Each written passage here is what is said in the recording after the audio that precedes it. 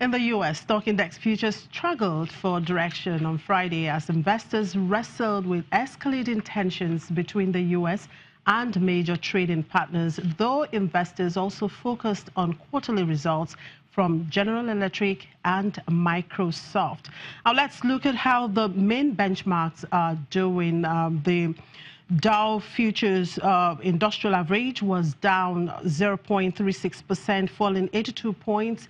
And futures for the S&P 500 was 0.20%, down a decline of 0.2%. Nasdaq 100 futures, however, rose 19.75 points. Based on Thursday's close, the Dow is up 0.2% for the week, while the S&P is up 0.1%. The Nasdaq is flat. In Asia, shares closed mostly higher on the last trading day of the week in choppy trade as yuan weakened to a one-year low before paring its losses, with investors also digesting U.S. President Donald Trump's criticism of the Federal Reserve. The Shanghai Composite bounced as the yuan recovered, with the index rising 2.04% to close at 2,829.15 after initially trading lower. The smaller Shenzhen Composite added 1.13%. Other major markets in the region also got a boost on the back of the yuan's moves. Hong Kong's Hang Seng Index edged up by 0.58%.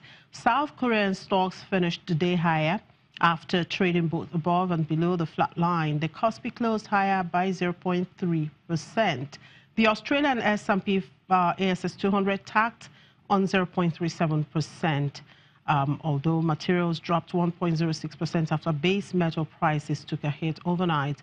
Our Japan's Nikkei 225 slipped 0.29%.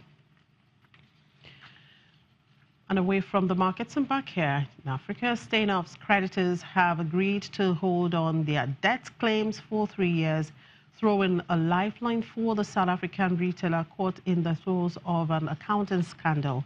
The parties will now seek to implement the restructuring within 3 months.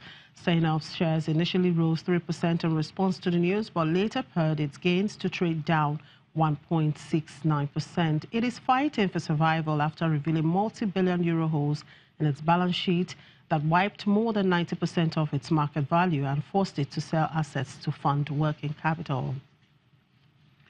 Our new development bank plans to lend as much as $600 million more to South Africa this year in an effort to level the playing field amongst its 5 member states. The lender, backed by Brazil, Russia, India, China, and South Africa, started operations in 2015 to support infrastructure projects and sustainable development initiatives in emerging economies.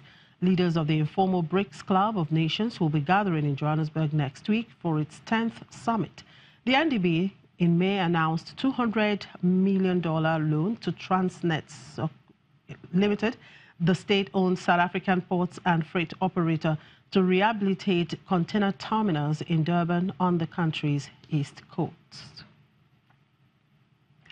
Still in South Africa, an alliance of auto manufacturers and dealers in the United States is undertaking a major effort to oppose the tariff plans launched by U.S. President Donald Trump, with South Africa also adding its voice of opposition at a U.S. Commerce Department hearing. Over the last decade, exports of vehicles made in South Africa have reached as high as $2 billion each year. This was made possible by the duty-free benefits of a U.S. initiative known as the African Growth and Opportunity Act, but a proposed 25% tariff on U.S. imports threatens to now wipe out that advantage. Since U.S. President Donald Trump came into office last January, exports of South African-made vehicles and parts have started to fall into decline. German car giant BMW, which has a major manufacturing plant in the Roslyn suburb of Pretoria, just ended the manufacture and export of its 3 Series sedans to the U.S. port of Baltimore, where up until recently, it was sending 166,000 each year. Economist Aniba Basu says President Trump's combative approach is undermining confidence. I don't know what demand in America will be for South African goods in 6 months, 12 months. So what I might do is not make an investment, not commit to a purchase. And ultimately, this brings this global economic recovery that we've been experiencing to a grinding halt, potentially. People are nervous about that. Stock markets around the world are nervous about that. And that's not good for a port. Baltimore's deepwater port provides a perfect location to roll off massive cargoes of finished vehicles, meaning new tariffs could jeopardize growth and investment in the United States as well as South Africa. As for other major car makers, Ford is still sending 8,500 cargo van engines each year from a facility in Strandale near the South African coastline, while Mercedes-Benz is still exporting from the city of East London on the Eastern Cape. But experts believe the recent uncertainty means South Africa should shift away from the American market, including economist and former U.S. trade official Sherman Robinson. Deepen your relationships with East and Southeast Asia and with the EU. They're your major markets now. In the short run, it's very expensive. It's costly to adjust. And so you probably do whatever you can to minimize the shock. But long run, you need to be planning to diversify.